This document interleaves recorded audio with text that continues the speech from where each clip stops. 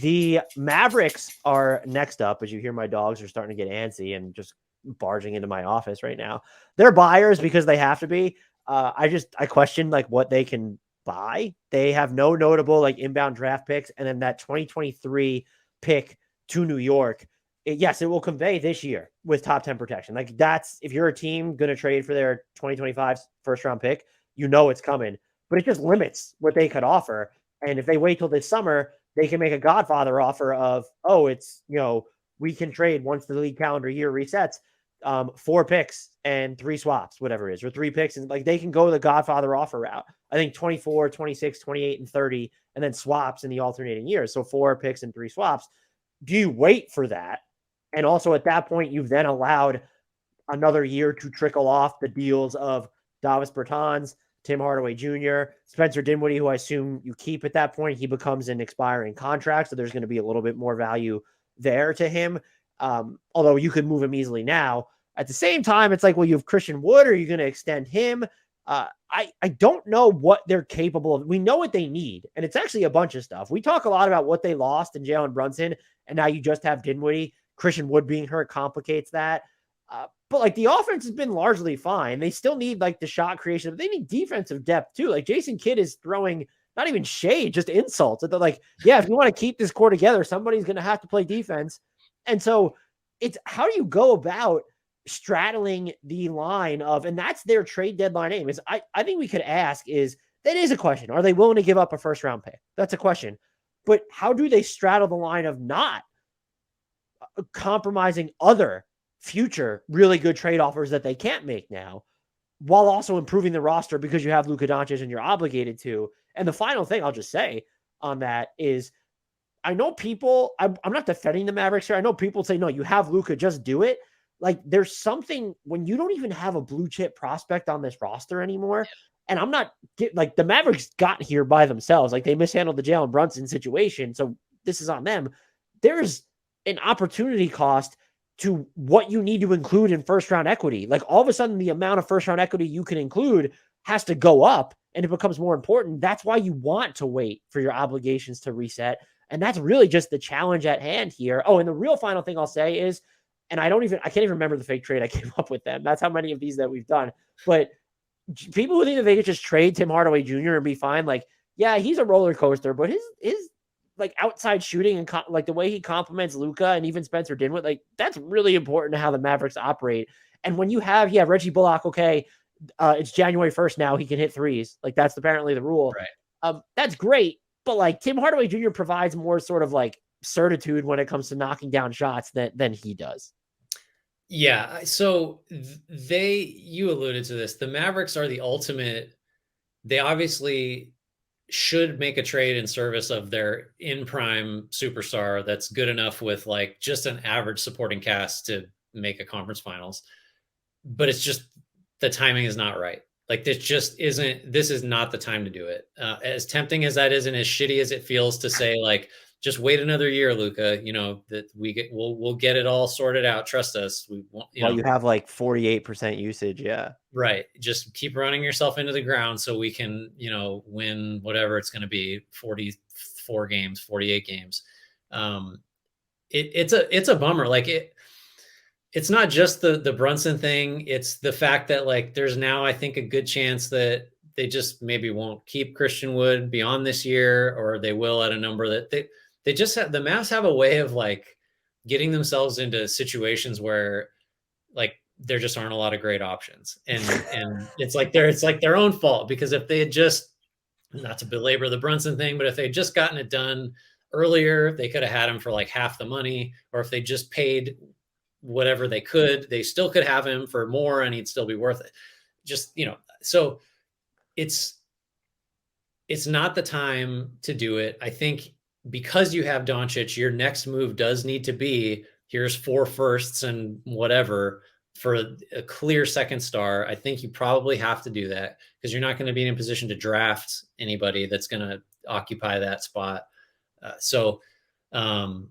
I guess like they're not going to go the other way, but if they did, suddenly, Bullock would be someone you could trade.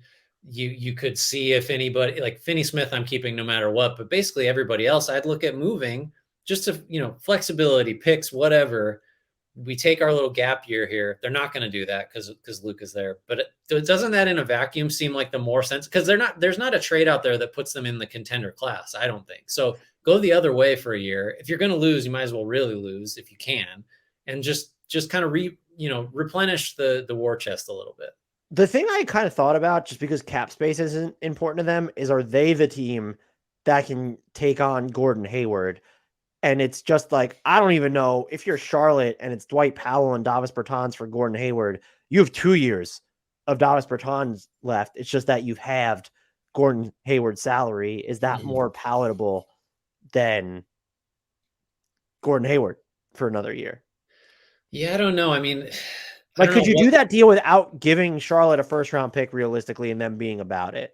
So you're just saying we're giving you our 2 salaries we don't want for the one bigger one that Powell's expiring. So it's like, it's just that it's sort of what the Mavs did with Kristaps Porzingis when they broke him up into Davis Bertans last year, is the commitments. When you look at Bertans, it spanned longer, but they were in theory more snackable.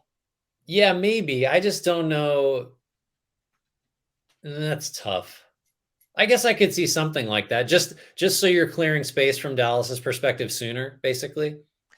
No, well, I think that Gordon Hayward is just better than those players. It's that if you're willing to truncate the commitment, and then all of a sudden, if you were planning on trading for a star anyway, his huge salary, it might have value to one team that just look, who's ever making the trade with Dallas is not doing so for the players they're sending back anyway. So there might be value to them in, oh, well, we didn't have to take back 3 guys. We only had to take back the 1. Yeah. And that's attached to a bunch of picks. And so I just think for this season, if Gordon Hayward gets and stays healthy, there's definitely a higher ceiling on what he brings to your team than Davis Bertans or Dwight Powell at this point. Yeah, I think that makes a lot of sense. It's hard to know how you'd feel about that in the moment because of Hayward's health situation. Like, that might feel like going the other way just because, well, we're taking back this giant dead salary that's not going to help us, and we gave away like 1.5 rotation players. So I don't know. Did you even give away that many? 1 rotation. Well, I mean, Powell friggin' starts for them. So, I mean, he has started a lot. So, I don't know. Yeah, the Mavericks aren't going to do anything. They should tank. Yeah. I think the takeaway here is that Dallas should tank, right? I do have a trade idea for them, though. Okay. So the Mavericks received D'Angelo Russell. The Wolves received Tim Hardaway Jr., Dwight Powell, and a 2027 second-round pick.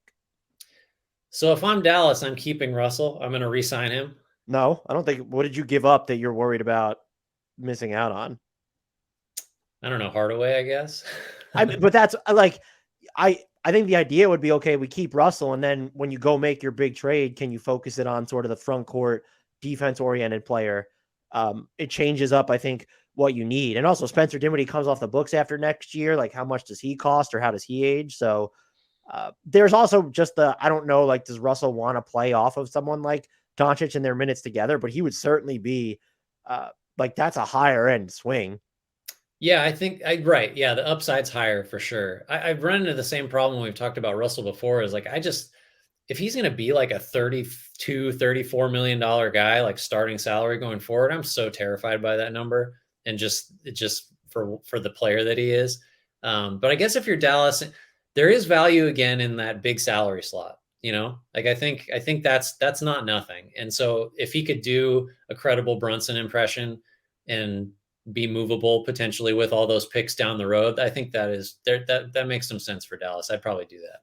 Would you consider it if you're Minnesota, just based off Hardaway shooting, and then you have his salary for, what does he have, 2 more years left after this at 17.9 and 16.2? And so you've now broken up, you folded D'Angelo Russell into a player who costs right now, let's say, close to half or 60%. And he also, look, again, he beefs up your shooting. I don't know how you feel about your defensive infrastructure, but I think that he's probably someone who complements Rudy Gobert a little bit better than D'Lo at this point. And Powell you're just getting because the money works. You don't want Davis Bertans on this team, I'm assuming. And maybe I would do it 100% if Dallas said, here's Reggie Bullock. I just don't know if Dallas could do Bullock and THJ for D'Lo. Yeah, I think I'd like it a little better from the Wolves' perspective if I thought Anthony Edwards was ready to just be on the ball 100% of the time. He's probably ready, and you have Kyle Anderson. That's what this was kind of born from for me, too. Yeah, it's possible. it's possible he's ready. He's looked, I mean, he's been really good lately. But I don't know. I mean, well, the Russell thing is so complicated just because I've gone back and forth on I like having the salary slot, but I also don't want to pay him money. So I'm just keeping him on this number, assuming someone else will want him at that number, or it's tough. I think that's okay. I guess as long as it doesn't preclude Dallas from going out and getting somebody that's way better than Russell at some point in the very near future, then I'm fine with that. Would you do Bullock and THJ if you're them? Or is that just like, what does our defense look like after this? Yeah, I think that's probably Finney-Smith is doing too much of a lift there. If he's the only guy left, that's tough. You would have to play him and when Kleber's healthy 48 minutes a game and just pray. Yeah.